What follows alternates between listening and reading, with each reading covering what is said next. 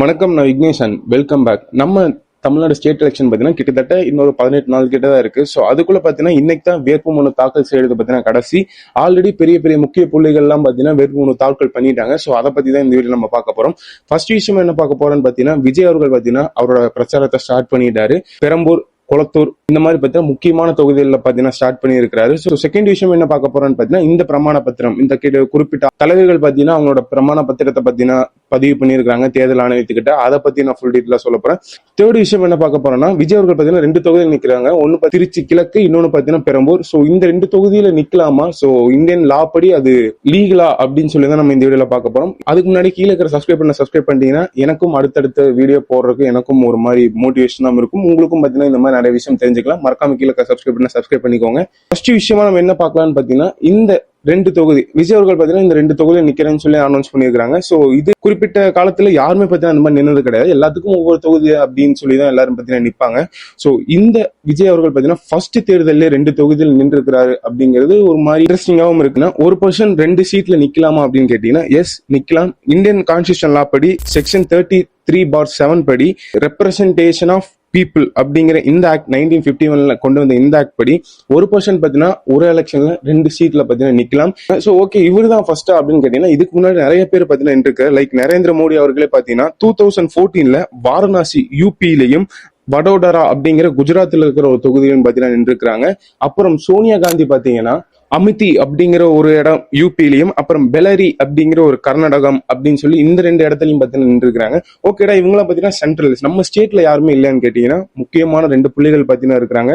First யாருன்னு பாத்தீங்கன்னா நம்ம எக்ஸ் சிஎம் ஆன ஜெயலலிதா அவர்கள். அவங்க பாத்தீங்கன்னா 1991 எலெக்ஷன்ல 2 தொகுதியில பாத்தீங்கன்னா நின்றுக்கிறாங்க. ஒன்னு பாத்தீங்கன்னா பர்கூர், அப்புறம் இன்னொரு தொகுதி பாத்தீங்கன்னா காங்கேயம். ஒரு முக்கியமான விஷயம் என்னன்னா டபுள் விக்டரி. இந்த 1991 எலெக்ஷன்ல இவங்க பாத்தீங்கன்னா அந்த 2 தொகுதியிலும் பாத்தீங்கன்னா ஜெயிச்சிருக்கிறாங்க.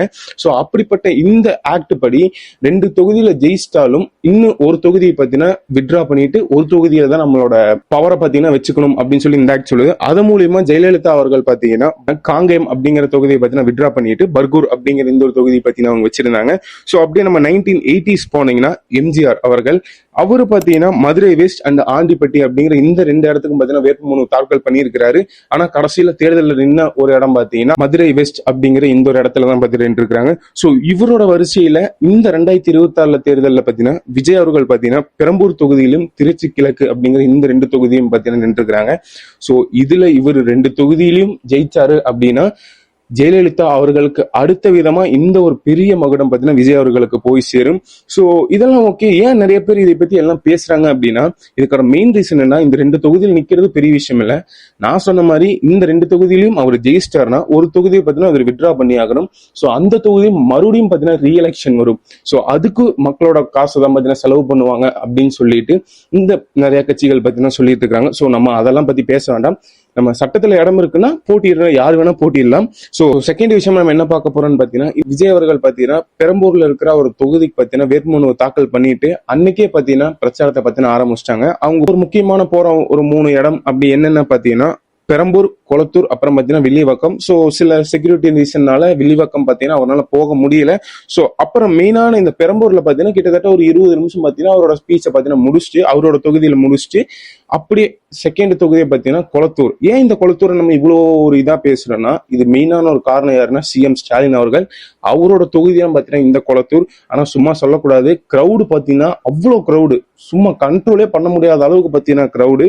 ஸோ அங்க என்ன விஜய் அவர்கள் பேசினாரு அப்படின்னு பாத்தீங்கன்னா, இந்த நம்ம எப்பவும் போல அவரோட வாக்குறுதிகள், இந்த சிலிண்டரா இருக்கட்டும், நம்ம தொகையா இருக்கட்டும், இந்த மாதிரி நிறைய வாக்குறுதிகளை சொல்லிட்டு மெயினான ஒரு விஷயம் என்னன்னா, ஒரே ஒரு முறை பாத்தீங்கன்னா எனக்கு வாய்ப்பு கொடுங்க அப்படின்னு சொல்லி சொல்றாரு. அங்கேயும் பாத்தீங்கன்னா சில பல கூட்ட நெரிசல் எல்லாமே இருந்துச்சு. நிறைய பேர் பாத்தீங்கன்னா நிறைய இடத்துல ஏறி நிக்கிறதா இருக்கட்டும், கூட்டத்தை கட்டுப்படுத்த முடியாத அளவுக்கு பாத்தீங்கன்னா கூட்டம் இருந்தது. அது நம்ம ஒத்துக்கிட்டு தான் ஆகணும். சோ அங்கேயும் விஜய் அவர்கள் தாவேகா சைட்ல இருந்து போலீஸ் மேல எலெக்ஷன் கமிஷன்ல பாத்தீங்கன்னா கேஸ் ஃபைல் பண்ணியிருக்காங்க. என்ன கேஸ் அப்படின்னு பாத்தீங்கன்னா, போலீஸ் பாத்தீங்கன்னா எங்களுக்கு செக்யூரிட்டி கொடுக்க கிடையாது அப்படின்னு சொல்லி ஒரு கேஸ் பாத்தீங்கன்னா ஃபைல் பண்ணியிருக்காங்க. சோ போலீஸ் சைட்ல இருந்து என்ன சொல்லிக்கிறாங்க பாத்தீங்கன்னா, மறுபடியும் தாவேகா விஜய் அவர்கள் மீது பாத்தீங்கன்னா ஒரு கேஸ் ஃபைல் பண்ணிருக்காங்க. என்ன கேஸ் அப்படின்னு பாத்தீங்கன்னா, தேர்தல் கமிஷன் ரூல்ஸ் படி 5 ஸ்பீக்கர் தான் பாத்தீங்கன்னா நாங்க பயன்படுத்தணும்னு சொல்லியிருந்தோம். ஆனா அவர் பாத்தீங்கன்னா 30 ஸ்பீக்கர் பாத்தீங்கன்னா பயன்படுத்தி மக்களுக்கு பாத்தீங்கன்னா இடையூறு அமைச்சிட்டாரு. அதனால பாத்தீங்கன்னா அவர் மேல கேஸ் போடுறோம் அப்படின்னு பாத்தீங்கன்னா சொல்லியிருக்காங்க. சோ எனக்கு என்ன அப்படின்னா, மக்களுக்கு இடையூறு அப்படின்னா யாருமே பிரச்சனை பண்ணாதீங்க அப்படின்னு சொல்லி எல்லா கட்சிக்கும் சொல்லிட்டா பிரச்சனையே கிடையாது. சோ அப்படியே அதையொட்டி அதே தொகுதியில கொளத்தூர்ல இருக்கிற அதே தொகுதியில பாத்தீங்கன்னா சிஎம் ஸ்டாலின் அவர்களும் பாத்தீங்கன்னா போய் வேட்புமனு தாக்கல் பண்ணிட்டு அவர் ஒரு வெளியே பாத்தீங்கன்னா ஒரு ஜீப் மாதிரி ஒரு வண்டியில் எல்லாத்துக்கும் கையெழுத்தப்படி பாத்தீங்கன்னா போயிட்டு இருந்தாரு. அவரோட தேர்தல் வியூகம் எப்படி இருக்குன்னு பாத்தீங்கன்னா, அவர் என்ன ஃபர்ஸ்ட் என்ன சொல்றாருன்னு பாத்தீங்கன்னா, நம்ம தமிழ்நாட்டு உரிமைகளை காக்கணும், அதனாலதான் எங்களுக்கும் சென்ட்ரலுக்கும் பாத்தீங்கன்னா போட்டி அப்படின்னு சொல்லி அவங்களோட இது பாத்தீங்கன்னா சொல்றாங்க. சோ செகண்ட் விஷயமா என்னன்னா, இதுல ஒரு முக்கியமான விஷயம் 186 பேஜஸ்க்குள்ள ஒரு புக் பாத்தீங்கன்னா ரிலீஸ் பண்ணிருக்காங்க. அது என்ன புக் பாத்தீங்கன்னா, நம்ம குளத்தூர் நம்ம முதல்வர் அப்படின்னு சொல்லி ஒரு புக் பாத்தீங்கன்னா அவர் ரிலீஸ் பண்ணிருக்காரு. அந்த புக்ல என்னென்ன அப்படின்னு பாத்தீங்கன்னா, இந்த 5 ஆண்டுகள்ல குளத்தூர் தொகுதிக்கு அவர் என்னென்ன பண்ணியிருக்காரு, என்னென்ன நன்மைகள் பண்ணியிருக்காரு அப்படின்னு சொல்லி இந்த புக் பாத்தீங்கன்னா ரிலீஸ் பண்ணிருக்காரு. சோ இதெல்லாம் தான் பாத்தீங்கன்னா குளத்தூர்ல நடந்தது. சோ தேர்ட் விஷயம் என்ன பார்க்க போறோம்னா, இந்த பிரமாண பத்திரம் அப்படின்னா என்னன்னா, அவங்களோட எல்லாமே சொல்லணும். சொத்து மதிப்புல இருந்து, அவங்க மனைவி சொத்து மதிப்புல இருந்து, யாராருக்கு கடன் கொடுத்துருக்காங்க, இந்த மாதிரி அவங்க நிறைய விஷயம் சொல்லணும். அதுல முக்கியமான ஒரு 3 பேர்த்தை தான் இந்த வீடியோ பார்க்க வரும். முதல்ல பாத்தீங்கன்னா டிவிகே விஜய் அவர்கள், செகண்ட் பாத்தீங்கன்னா டிஎம்கே ஸ்டாலின் அவர்கள், தேர்ட் விஷயம் பாத்தீங்கன்னா என்டிகே சீமான் அவர்கள். இந்த மாதிரி அவங்க 3 பேரை பத்தி தான் பார்க்க போறோம். ஃபர்ஸ்ட் விஷயம் நம்ம விஜய் அவர்கள் கிட்ட போவோம். ஃபர்ஸ்ட் அவர் அந்த பிரமாண பத்திரத்துல என்ன குறிப்பிட்டிருக்காருன்னு பாத்தீங்கன்னா, என் மேல எந்த கேஸும் கிடையாது அப்படின்னு சொல்லி குறிப்பிட்டிருக்காரு. செகண்ட் விஷயமா, நான் லோயாலா கல்லூரியில கிராஜுவேட் பண்ணல, அதாவது நான் கிராஜுவேட் முடிக்கல அப்படின்னு சொல்லி அவர் எல்லா இன்டர்வியூல சொல்ற மாதிரி அங்கேயும் பாத்தீங்கன்னா அந்த பத்திரத்துல பாத்தீங்கன்னா சொல்லி இருக்கிறாரு. அசையும் சொத்துக்கள் 404.58 கோடி ரூபாய் மதிப்பு இருக்கு. அசையா சொத்துக்கள் பாத்தீங்கன்னா 220 கோடி கிட்ட இருக்கு அப்படின்னு சொல்லி அவர் சொல்றாரு. அவருடைய மனைவியான சங்கீதா அவங்க கிட்டயும் பாத்தீங்கன்னா அசையும் சொத்துக்கள் 15.5 கோடி கிட்ட இருக்கு. அசையா சொத்துக்கள் பாத்தீங்கன்னா 10.25 கோடி அப்படின்னு சொல்லி சொல்றாரு. தங்கம் பாத்தீங்கன்னா ஒரு 4.5 கோடி கிட்ட இருக்கு அப்படிங்கிறாரு. வைரம் பாத்தீங்கன்னா ஒரு 1 கோடி அளவுக்கு இருக்குது அப்படின்னு சொல்லி அந்த பிரமாண பத்திரத்தில் குறிப்பிட்டிருக்கிறாரு.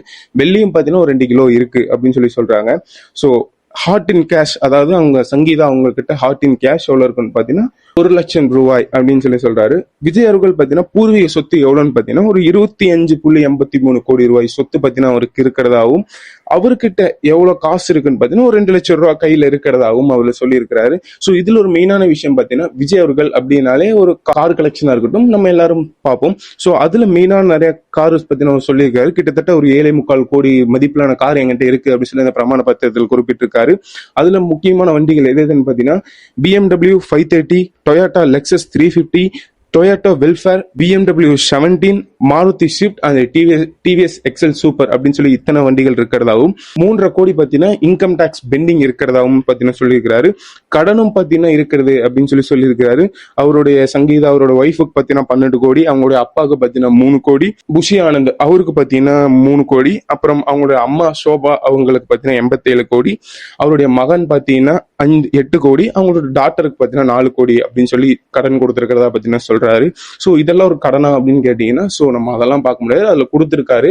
செகண்ட் விஷயம் பாத்தீங்கன்னா, சிஎம் ஸ்டாலின் அவர்களுடைய பிரமாண பத்திரத்துக்கு வந்தோம்னா, அவர்கிட்ட அசையும் சொத்துக்கள் பாத்தீங்கன்னா 3.30 கோடி இருக்கிறதாவும், அசையா சொத்துக்கள் பாத்தீங்கன்னா 2.90 கோடி கிட்ட இருக்கிறதாவும், அவர்கிட்ட கையில இருக்கும் காசு எவ்வளவுன்னு பாத்தீங்கன்னா கிட்டத்தட்ட ஒரு 10,000 ரூபாய் தான் கையில இருக்கு அப்படின்னு சொல்லி குறிப்பிட்டிருக்கிறாரு. அவரோட பேங்க் சேவிங்ஸ் எவ்வளவுனா கிட்டத்தட்ட ஒரு 10 லட்சம் அப்படின்னு சொல்லி இருக்கிறாரு. அதுலயே சோ வெஹிக்கிள்ஸ் என்கிட்ட எதுவுமே கிடையாது, மோட்டார் வாகனம் என்கிட்ட கிடையாது அப்படின்னு சொல்லி ஸ்டாலின் அவர்கள் பாத்தீங்கன்னா சொல்லியிருக்காங்க. ஸ்டாலின் அவர்களின் மனைவி கிட்ட எவ்வளவு இருக்கு அப்படின்னு பாத்தீங்கன்னா, அசையும் சொத்துக்கள் ஒரு 1.5 கோடி ரூபாய் கிட்ட, அசையா சொத்துக்கள் பாத்தீங்கன்னா அது ஒரு 2.40 கோடி கிட்ட இருக்கிறதாவும், தங்கம் பாத்தீங்கன்னா ஒரு 720 கிராம் இருக்கிறதாவும், அவங்களோட சேவிங்ஸ் பாத்தீங்கன்னா கிட்டத்தட்ட ஒரு 47.25 லட்சம் இருக்கிறதாவும் பாத்தீங்கன்னா சொல்லி இருக்கிறாரு. அடுத்து பாத்தீங்கன்னா என்டிகே சீமான் அவர்கள் கிட்ட வந்தோம்னா, அவரோட பிரமாண பத்திரத்தில் என்ன சொல்லிருக்காரு பாத்தீங்கன்னா, அவர் ஃபர்ஸ்ட் எங்க கிராஜுவேட் முடிச்சிருக்கேன் அப்படின்னு சொல்லி சொல்றாரு. எங்க முடிச்சிருக்காரு பாத்தீங்கன்னா, இளையங்குடியில இருக்கிற ஜாகிர் ஹுசைன் காலேஜ் அப்படிங்கிற ஒரு காலேஜ் பாத்தீங்கன்னா கிராஜுவேட் முடிச்சிருக்காரு. கேஸ் இருக்கான்னு கேட்டீங்கன்னா, எஸ் நிறைய கேஸ் பாத்தீங்கன்னா பெண்டிங்ல இருக்கு அப்படின்னு சொல்லி அவர் மேல சொல்றாரு. சோ தேர்ட் விஷயமா என்னன்னா, அசையும் சொத்துக்கள் பாத்தீங்கன்னா 39 லட்சம், அசையா சொத்துக்கள் பாத்தீங்கன்னா எதுவும் இல்ல அப்படின்னு சொல்லி சொல்றாரு. சீமான் அவர்களுடைய கடன் பாத்தீங்கன்னா 5,11,000 கிட்ட இருக்கிறதாவும், அவர்கிட்ட கைவசம் பாத்தீங்கன்னா 50,000 இருக்கிறதாவும், அவரோட கோல்டு அவர் வச்சுக்கிற கோல்டு பாத்தீங்கன்னா ஒரு 19,50,000 அந்த கிட்ட பத்தின கோல்டு வச்சுக்கிறதாவும், அவர் வச்சிருக்கிற ஹோண்டா வெர்னா அப்படிங்கிற ஒரு கார் பாத்தீங்கன்னா 12 லட்சம், அந்த காரும் சீமான் அவர்களோட பெயர்ல இருக்கு அப்படின்னு சொல்லி அந்த பத்திரத்துல கொடுத்திருக்காரு. சோ அந்த பத்திரத்தை அதோட சேர்த்து அவங்களோட மனைவி கிட்ட சொத்து மதிப்பு பாத்தீங்கன்னா கிட்டத்தட்ட 2.57 லட்சமும், அவங்ககிட்ட ஹார்ட் கேஷ் எவ்வளவு இருக்குன்னு பாத்தீங்கன்னா ஒரு 35,000 ரூபாய் அப்படின்னு சொல்றாரு. தேர்ட் விஷயம் பாத்தீங்கன்னா அவங்ககிட்ட இருக்கும் கார்கள் பாத்தீங்கன்னா இனோவா, செர்டா அப்படிங்கிற இந்த 2 கார்டும் பாத்தீங்கன்னா வச்சிருக்காங்க. ஸோ பேங்க் பேலன்ஸ் பாத்தீங்கன்னா கிட்டத்தட்ட ஒரு 5 லட்சம் கிட்ட இருக்கிறதாவும், கடன் பாத்தீங்கன்னா ஒரு 18 லட்சம் கிட்ட இருக்கிறதாவும் இந்த பிரமாண பத்திரத்துல பாத்தீங்கன்னா குறிப்பிட்டிருக்காங்க. ஸோ இது எல்லாம் தான் பாத்தீங்கன்னா இந்த தேர்தல் அரசியல் களத்துல பாத்தீங்கன்னா இப்போதைக்கு நடந்துட்டு இருக்கிற விஷயம். இன்னும் நிறைய பக்கம் பாத்தீங்கன்னா பிரச்சாரம் போய்கிட்டு தான் இருக்குது. ஸோ நான் அதை பத்தி உங்களுக்கு நான் வர உங்களுக்கு நான் அப்டேட் பண்றேன். இந்த பத்தி நீங்க என்ன நினைக்கிறீங்க? இந்த பிரமாண பத்திரம் கொடுத்திருக்கிறத பத்தி நீங்க என்ன நினைக்கிறீங்க? இது எது உங்களுக்கு பாத்தீங்கன்னா ரொம்ப ஆச்சரியமா இருக்கு அப்படின்னு சொல்லி கீழே கமெண்ட் பண்ணுங்க. ஸோ நான் அடுத்து இதே மாதிரி ஒரு நல்ல வேலை உங்களும் சந்திக்கிறேன். Until then bye from Vignesh. Bye.